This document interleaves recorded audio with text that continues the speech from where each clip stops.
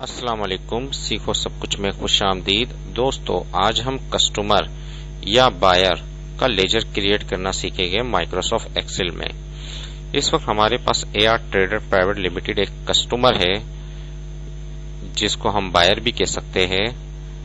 तो इसका हमें लेजर मेंटेन करना है, जिसमें लेजर में डेट आएगी, टाइप आएगी कि वो इनवाइस है या रिसिप्ट है, रेफरेंस नंबर, अगर इनवाइस है तो उसका रेफरेंस नंबर देंगे।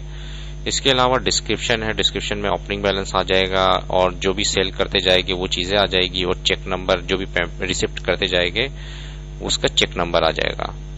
इसके अलावा डेबिट बैलेंस है, जो भी हम सेल करेंगे तो वो हमारा डेबिट बैलेंस में ऐड होता रहेगा, और जो हम रिसिप्ट करेंगे वो बैलेंस से माइनस होता रहेगा। तो इस तरीके से जो ओपनिंग बैलेंस है वो डीआर में शो हो रहा है कि ये हमें पेमेंट रिसीव करनी है, ये हमें पेमेंट अभी रिसीव करनी है कस्टमर से, जो कि एआर ट्रेडर प्राइवेट लिमिटेड है। जैसे ही वो अगर हम उसको और भी चीज सेल कर देते हैं तो वो इसमें प्लस हो जाएगा, यानी कि वो इस पर प्लस होकर यहाँ आपको डिस्प्ले आ जाएगा कि 35,000 हो गया है। और जैसे ही आप उससे पेमेंट रिसीव करेंगे तो वो आप माइनस कर लेंगे, तो वो ये भी क्या है, डीआर बैलेंस है, यानी क्या है, ये हमें पेमेंट रिसीव करनी है अभी 25,000। तो इस तरीके से लेजर हम जो भी है कस्टमर का मेंटेन कर सकते हैं। अब इसकी कैलकुलेशन कैसे की जाती है, इसको समझने के लिए मैं कैलकुलेशन की जितना भी सेल्स वगैरह है उनको मैं डिलीट कर देता हूं और आपको कैलकुलेशन कर दिखाता हूं कि ये कैलकुलेशन करते कैसे। इस वक्त ये तो चीजें हैं, आपने सिर्फ टाइप करनी है। अच्छा, इस पर टाइप है, इनवाइस है या रिसिप्ट है, जिसका आप ड्रॉप डाउन लिस्ट बना सकते हैं। जैसे मैंने इसमें से इनवाइस होगी तो इनवाइस सेलेक्ट करूंगा और रिसिप्ट होगी तो रिसिप्ट सेलेक्ट करूंगा। ड्रॉप डाउन लिस्ट बनाने के लिए सिंपल आप प्रेस कर सकते हैं ऑल्ट डी एल। ऑल्ट जैसे ही आप ऑल्ट डी एल प्रेस करेंगे तो आपके पास डेटा वैलिडेशन का डायलॉग बॉक्स आ जाएगा, जिसमें आपने लिस्ट सेलेक्ट करना है और यहाँ जो जो चीजें आपने डिस्प्ले करवानी है, मैंने इनवाइस कॉमा रिसिप्ट लिख दिया, तो इनवाइस और कॉमा यहाँ डिस्प्ले होगा। आप देख सकते हैं इनवाइस और रिसिप्ट सिलेक्ट हो रही है। इस तरीके से अगर कोई भी और भी टाइप हो तो वो आप यहाँ से दे सकते हैं। आइए देखते हैं इसकी कैलकुलेशन कैसे करते हैं।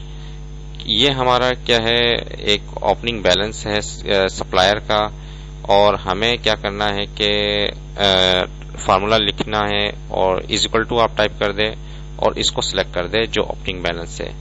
ओपनिंग बैलेंस में हमें क्या करना है कि जो डेबिट होगा यानी कि वो प्लस होता रहेगा और जो क्रेडिट होगा वो माइनस होगा। तो हम प्लस लिखेंगे और डेबिट को सिलेक्ट करेंगे, क्योंकि वो हमारी सेल हो रही है तो प्लस होती जाएगी, और माइनस करनी है किसको, जो हम पेमेंट रिसीव करते जाएंगे वो माइनस करते जाएंगे। तो इसलिए हमने इसको सिलेक्ट कर दिया।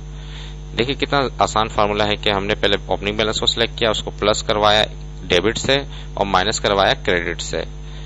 जो जैसे ही हम एंटर करेंगे तो हमारे पास ये आ गया अमाउंट, और हम जैसे इसको ड्रैग करेंगे तो आइए देखते हैं कैलकुलेशन सही हुई है नहीं।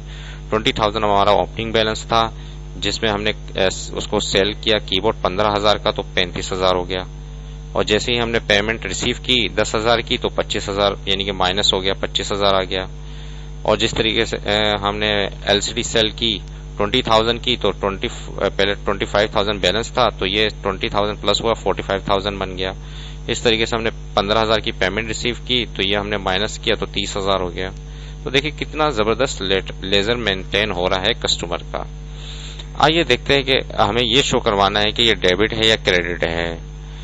तो इसके लिए हमें क्या करना है, इज इक्वल टू प्रेस करना है और इफ की कंडीशन लगानी है। इफ ये जो सेल है बैलेंस वाला वो अगर इज इक्वल टू हो 0 के तो क्या शो करे, कोमा लगाकर आप शो कर दे कोटेशन में नील, फिर कोमा लगाए, फिर उसके बाद हमें एक और इफ की कंडीशन लगाना है, जिसमें इसी सेल को सिलेक्ट करना है। अगर वो बड़ा होगा, ग्रेटर देन होगा 0 के, तो क्या शो करे, कोमा लगाकर कोटेशन में आप शो कर दे कि वो डेबिट शो करे। अदरवाइज कोमा लगाकर अगर ये ना हो तो क्रेडिट शो करे, अगर वो माइनस में होगा तो क्रेडिट शो करेगा। और ब्रैकेट को क्लोज कर दें और क्लोज कर दें। जैसे ही आप एंटर करेंगे तो ये डेबिट बैलेंस आ गया। तो कस्टमर का जो भी बैलेंस होता है वो जो हमें रिसीव करना होता है तो वो डेबिट आता है, डेबिट बैलेंस कहलाता है। तो जैसे ही मैं इसको ड्रैग करूंगा नीचे की तरफ लाऊंगा तो ये सारे डेबिट डेबिट आ रहे हैं, क्योंकि ये हमें जो है वो रिसीव करने हैं पैसे, ये हमारे पास पैसे आने हैं।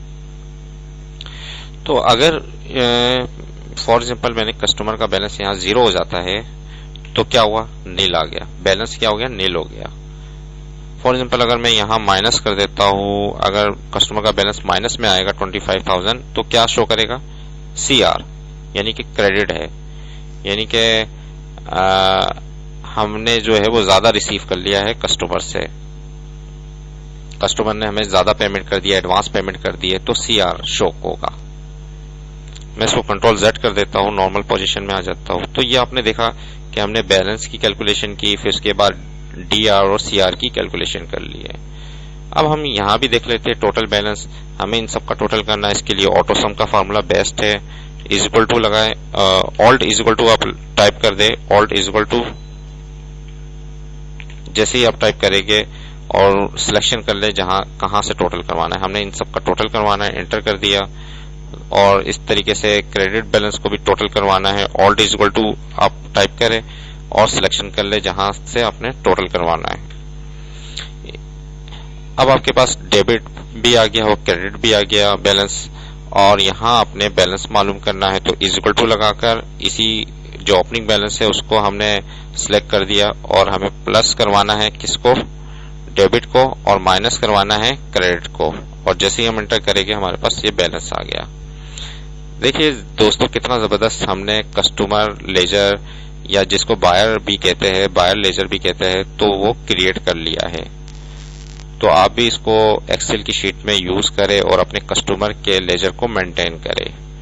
उम्मीद है कि ये वीडियो आपको बहुत पसंद आई होगी। लाइक और सब्सक्राइब करना मत भूलिएगा। दोस्तों आप मेरे चैनल को सब्सक्राइब जरूर कीजिए ताकि कोई भी नई वीडियो आए तो उसका नोटिफिकेशन आपको मिल जाए। Thanks for watching. Allah Hafiz.